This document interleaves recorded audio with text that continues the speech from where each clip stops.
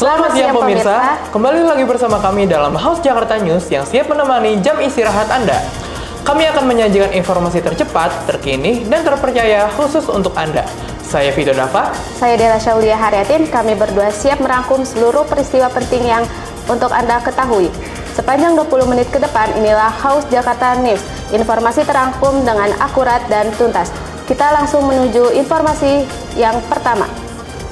PPKD Jakarta Pusat adalah tempat pelatihan kerja di bawah naungan Dinas Tenaga Kerja, Transmigrasi, dan Energi Provinsi DKI Jakarta yang bekerja sama dengan Badan Perlindungan Pekerja Migran Indonesia melalui program G2G. PPKD Jakarta Pusat menjadi tempat pelatihan kerja yang disediakan pemerintah secara gratis untuk masyarakat DKI Jakarta. PPKD Jakarta Pusat memiliki fasilitas yang sangat mendukung untuk pembelajaran dan instruktur yang berkompeten. Tak jarang, akan ada pengajar dari Korea yang akan terjun langsung untuk mengajar para peserta.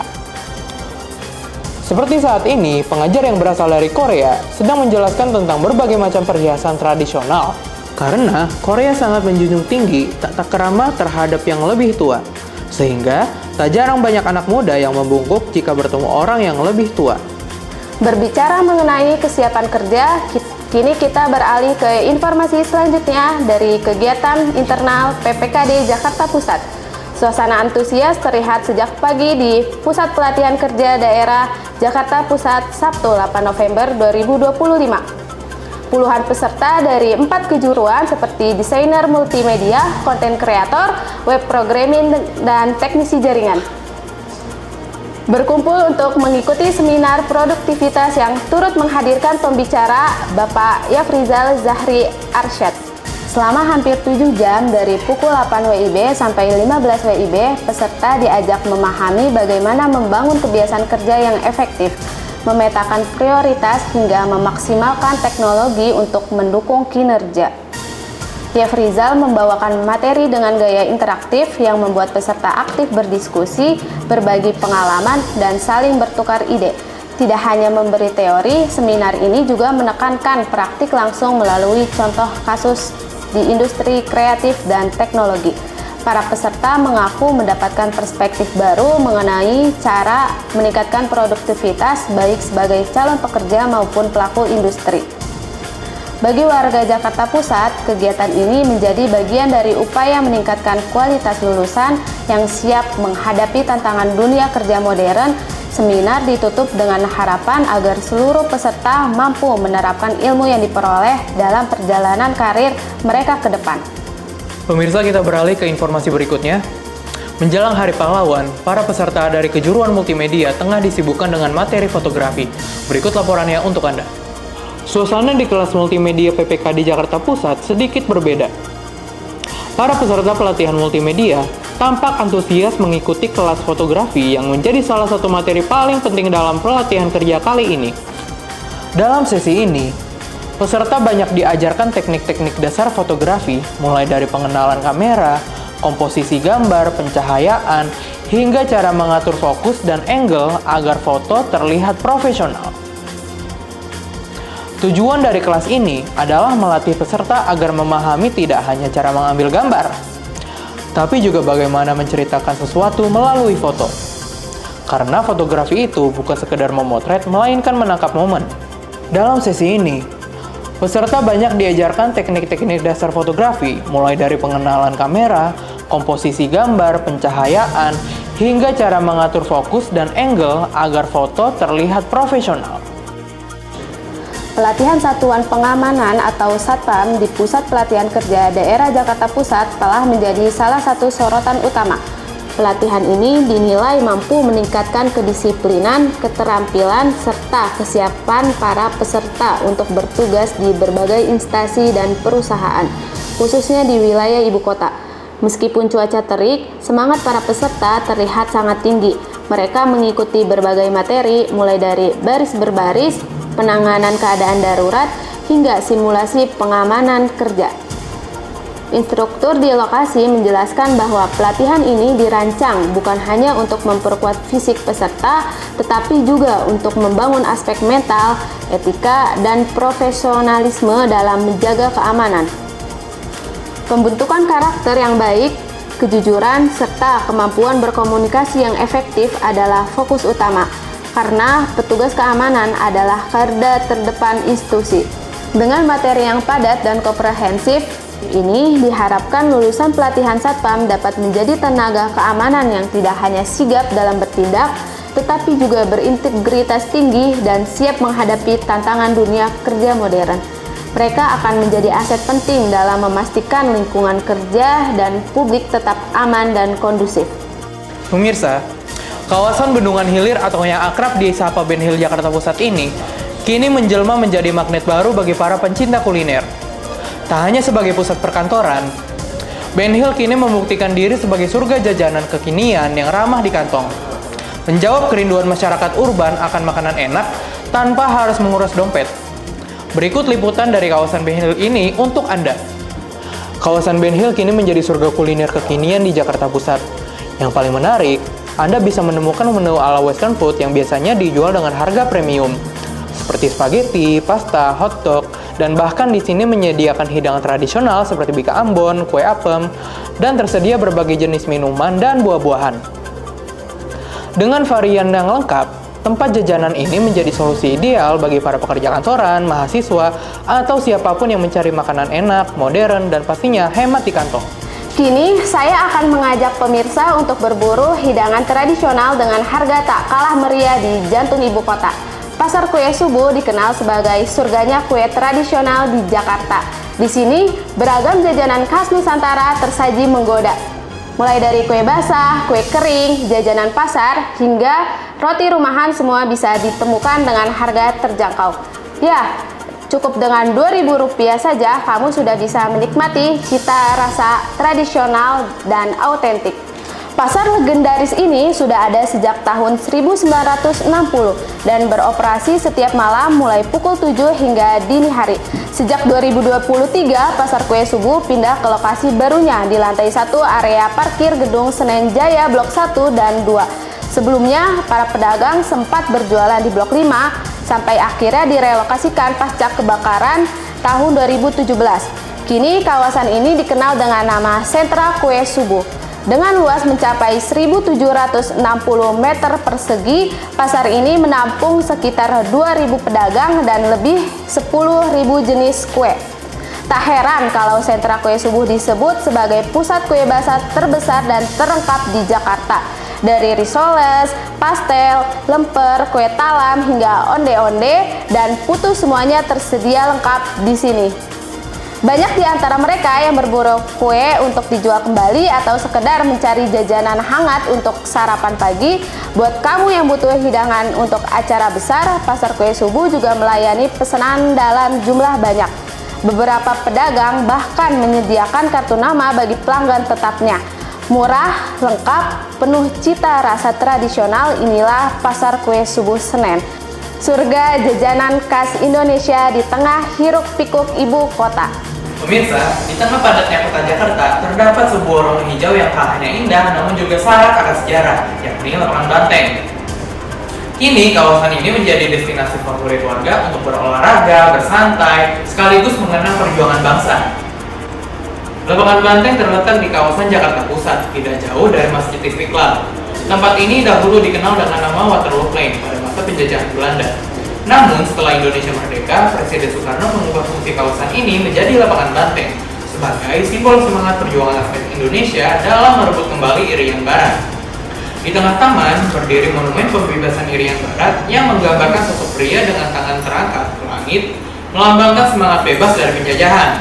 Di belakang monumen terdapat dinding relief panjang yang menceritakan kisah perjuangan bangsa Indonesia dalam mempertahankan wilayahnya.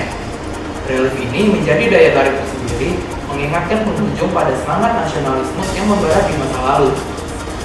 Kini, setelah proses revitalisasi oleh pemerintah Provinsi DKI Jakarta, Lapangan Banteng berubah menjadi taman kota yang modern dan ramah pengunjung.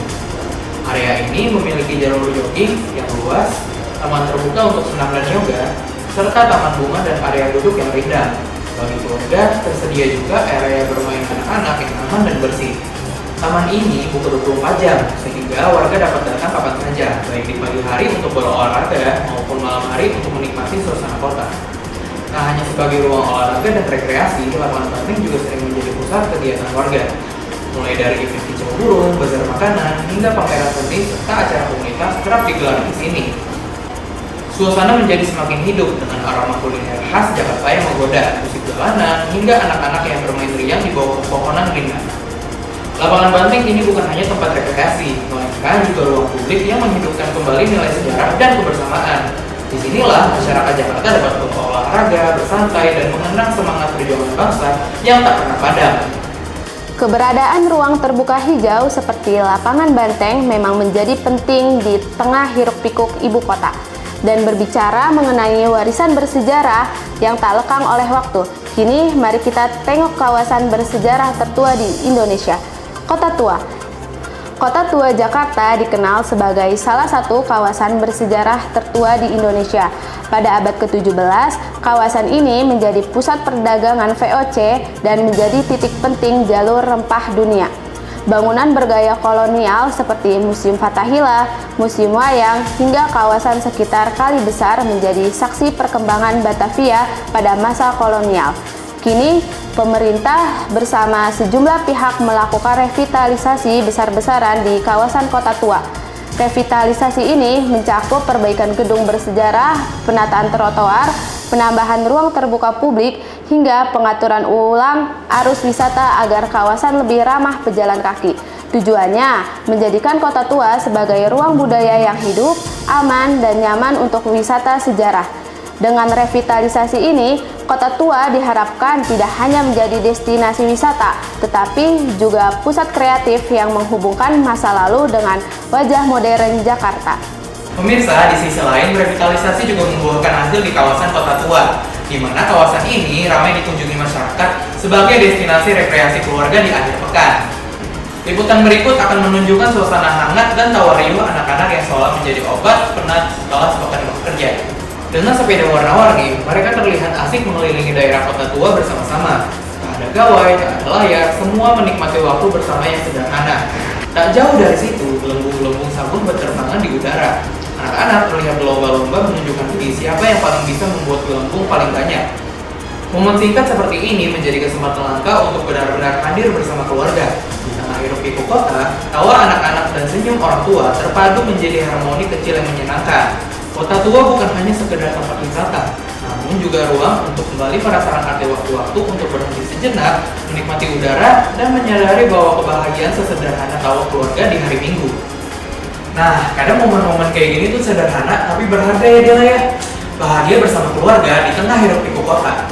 Betul Vito, dan setelah lelah beraktivitas serta berkeliling di Kota Tua, tentu saja yang dicari selanjutnya adalah tempat untuk bersantap. Kota Tua tidak hanya menawarkan kisah sejarah, tetapi juga menjadi destinasi menarik bagi para pecinta kuliner. Kawasan primadona yang tidak pernah sepi pengunjung ini tidak hanya menawarkan kisah sejarah yang mengingatkan kita akan masa lalu, tetapi juga menjadi salah satu destinasi menarik bagi para pecinta kuliner. Berikut liputan ini untuk Anda. Kota Tua Jakarta atau Batavia Lama, pusat perdagangan bagi benua Asia pada zaman pemerintahan Hindia Belanda yang merupakan area pemukiman pertama di Jakarta. Bangunan-bangunan lama di kawasan ini meninggalkan sejarah yang meningkatkan daya tarik bagi kawasan ini. Selain menikmati suasana pengalaman historis, aneka kuliner lezat juga meningkatkan daya tarik dari kawasan ini. Salah satu ikon kuliner Kota Tua yang menawarkan suasana historis adalah Cafe Batavia. Cafe yang berlokasi tepat di seberang Taman Fathahillah ini menempati bangunan abad ke-19 yang sangat terawat dengan suasana yang megah. Selain kafe, dengan nuansa sejarah, jajanan kaki lima di sekitar Kota Tua Jakarta juga menjadi salah satu daya tarik bagi pecinta kuliner. Jajanan kuliner dengan nuansa tradisional khas Betawi hingga jajanan klasik SD dapat menjadi pilihan bagi para pengunjung kawasan ini. Mulai dari makanan berat seperti pecel lele, mie ayam, ayam bakar, dan banyak pilihan makanan berat lainnya dapat menghilangkan rasa lapar ketika mengunjungi kawasan Kota Tua Jakarta ini. Selain makanan berat, jajanan populer seperti otak-otak, telur gulung, dan cilor juga menjadi pilihan kuliner yang diincar oleh para pengunjung kawasan ini. Pengunjung tidak hanya disuguhkan pemandangan arsitektur bersejarah, tetapi juga dimanjakan oleh beragam pilihan kuliner. Mulai dari pengalaman bersantap di kafe bernuansa tempo dulu, hingga aneka jajanan kaki lima. Semuanya melengkapi pengalaman otentik saat menjelajahi warisan Batavia lama ini. Kita bergeser ke wilayah lain, tepatnya di tengah padatnya aktivitas di kota Jakarta Timur. Keberadaan ruang terbuka hijau menjadi oasis bagi masyarakat untuk beristirahat dan beraktivitas bersama keluarga. Salah satunya adalah Taman Piknik Kalimalang, yang kini menjadi destinasi favorit warga untuk berolahraga, bersantai, sekaligus menikmati suasana alam di tepi aliran Sungai Kalimalang. Taman piknik menawarkan kesegaran di balik hiruk-pikuk kemacetan Jalan Raya Kalimalang. Taman seluas 1,4 hektar tersebut mempunyai hamparan rumput hijau yang menggoda untuk diduduki. Sesuai namanya, pengunjung bisa berpiknik di hamparan rumput hijau ini. Ditambah suasananya yang sejuk karena terdapat banyak pepohonan yang rindang. Oke, baik, untuk selanjutnya berbicara mengenai kegiatan yang bermanfaat bagi warga. Kali ini kita beralih ke informasi mengenai kegiatan sosial dan pendidikan yang bertujuan menanamkan nilai perdamaian sejak dini. Kali ini kami hadir dengan liputan kegiatan sosial pendidikan bertajuk Pitch Poster Contest atau Lomba Poster Perdamaian yang diselenggarakan oleh Lions Club Internasional bekerjasama dengan Lipomal Puri Jakarta Barat. Acara ini merupakan program tahunan Lions Club Internasional yang bertujuan untuk menumbuhkan semangat perdamaian, persahabatan, dan toleransi di kalangan generasi muda melalui seni. Bertempat di Lipomal Puri Jakarta Barat, ratusan pelajar dari berbagai sekolah antusias mengikuti lomba menggambar poster bertema Together as One, bersama kita satu. Para peserta menuangkan imajinasi mereka tentang makna perdamaian dunia lewat warna dan kreativitas di atas kertas gambar. Karya tersebut nantinya dinilai oleh Dewan Juri yang terdiri dari perwakilan Lions Club, seniman, dan pendidik seni rupa.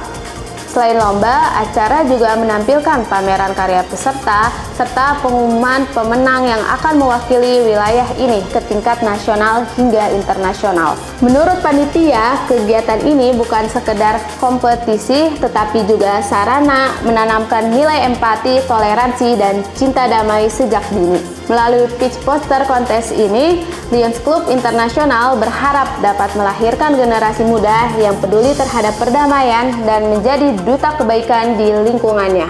Melalui seni dan kreativitas, lomba tersebut berhasil menanamkan nilai empati, toleransi, dan cinta damai sejak dini kepada generasi muda. Pemirsa, dengan berakhirnya laporan dari TPA Masjid Jami Said Naum, maka berakhirlah pula kebersamaan kita dalam Hoax Jakarta News siang hari ini. Demikianlah pemirsa, sepanjang waktu ini kita telah merangkum berbagai informasi penting untuk Anda. Mulai dari upaya peningkatan kualitas SDM melalui pelatihan kerja di PPKD Jakarta Pusat, hingga jelajah kuliner dan ruang sejarah di kawasan Kota Tua.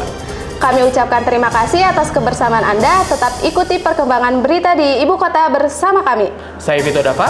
Dan saya Dela Syaulia Haryatin. Kami pamit undur diri. Selamat melanjutkan aktivitas Anda dan sampai jumpa.